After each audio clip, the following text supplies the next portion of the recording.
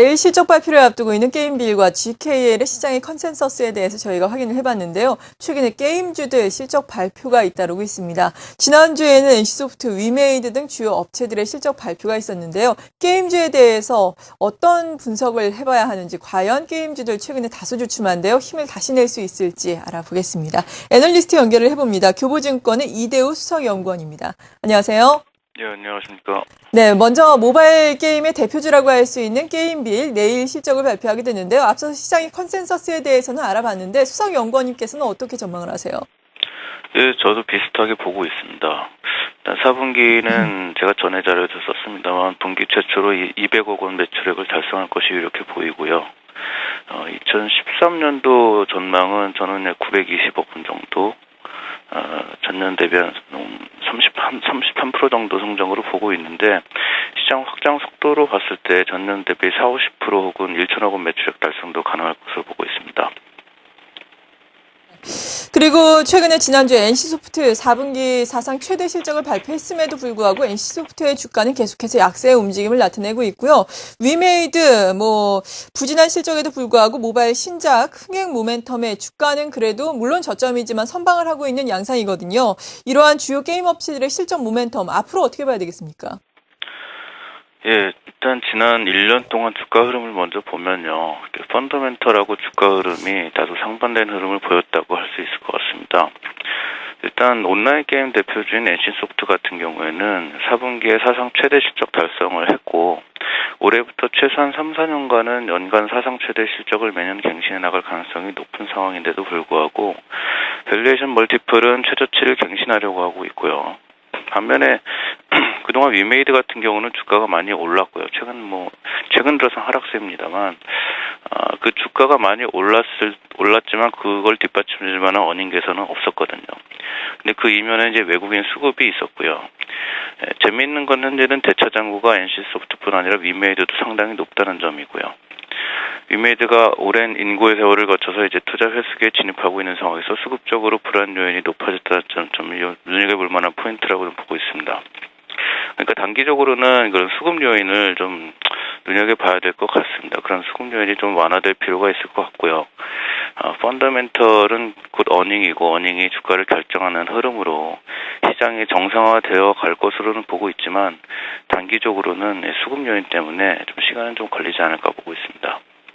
시장에 맞춰서 이 시장도 정상화되겠지만 시간은 걸리겠다라고 말씀해 주셨습니다. 그리고 게임주에 연초부터 있었던 큰 이슈 중에 하나가 정부의 여러 가지 정책 규제들인데요. 이러한 규제의 움직임이 게임주의 주가에는 향후에 또 어떤 영향을 미치게 될까요?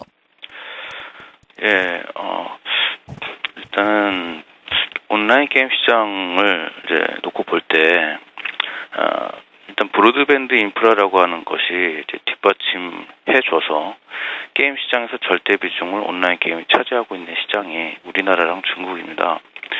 근데 중국은 온라인 시장 규모 면에서 지난 2010년에 우리나라를 제쳤고요. 지금도 빠른 성장을 계속하고 있습니다. 우리나라 역시 성장을 하고 있지만 중국 시장이랑 갭이 좁힐 수 있을지 의문입니다. 두 시장의 가장 큰 차이점은 정부 정책인데요. 한국은 온라인 게임 시장의 부작용에만 초점을 맞춰서 계속해서 규제의 대상으로만 보고 있는 반면에, 중국은 적극적으로 자국 게임 산업을 보호, 육성하는 데 지원을 아끼지 않고 있습니다.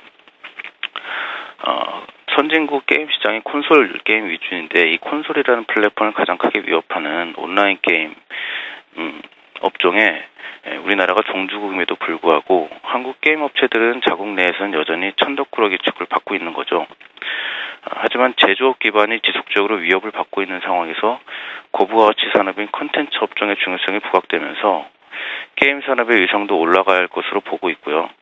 이렇게 왜곡된 기존의 시각도 바로잡히기 시작할 것으로 보고 있습니다. 셧다운제 같은 부정적인 이슈가 시대의 흐름을 거슬러서 더 확대되거나 할 가능성은 높지 않다고 보고요. 만약 그렇다 하더라도 단기 이슈일 것으로 보고 있습니다. 그리고 최근에 물론 고점 대비해서 많이 하락을 하기는 했지만 온라인 게임주보다는 그래도 모바일 게임주에 대한 선호가 좀 강하게 나타나고 있지 않습니까? 이러한 점들 앞으로 우리가 어떻게 봐야 되는지, 게임주 전반적인 업황에 대해서는 어떤 평가를 내리시면서 투자 전략 어떻게 세우고 계신지 궁금한데요. 예, 일단은 시장 전체와 어닝 모멘텀을 같이 봐야 될 것 같습니다.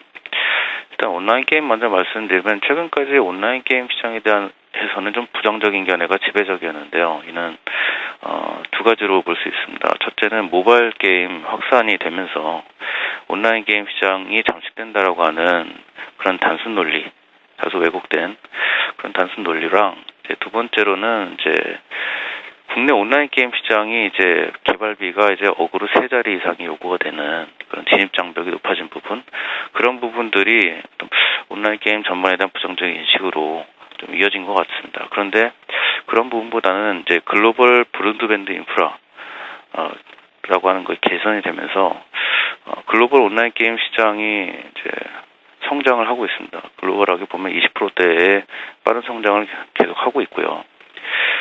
그리고 대표주들의 게임 파이프라인, 그리고 해외 시장 전략, 이런 것들을 같이 봐야 될 것 같습니다. 그래서 온라인 게임 업종 탑픽은 게임 포트폴리오랑 그 서비스 에어리어의 다변화가 본격화되고 있는 NC소프트를 말씀드리고요. 또 관심 많으신 모바일 게임 같은 경우는 시장 확대라고 하는 건 주제의 사실이고요. 그리고 이제 우리나라가 좀 앞서가고 있는데 주변에 일본이나 중국 같은 그런 해외 시장 모멘텀을 감안하면 이미 성공한 타이틀을 다수 보유하고 있는 대표주들이 역시 더 큰 기회를 갖게 되리라는 점도 명확합니다. 따라서 게임빌 컴투스가 여전히 자체 플랫폼이라고 하는 차별화된 기반을 갖추고 있다는 점에서 탑픽으로 말씀드리고요. 또 위메이드 같은 경우가 이제 아직은 카톡 중심이지만 이제 우수한 게임성을 바탕으로 눈에 띄는 결실을 맺기 시작하였다는 점에서 긍정적으로 보고 있습니다. 이렇게 게임 산업의 전반적인 동향과 탑픽 종목까지 들어봤습니다. 교보증권의 이대우 수석연구원이었습니다. 고맙습니다. 감사합니다.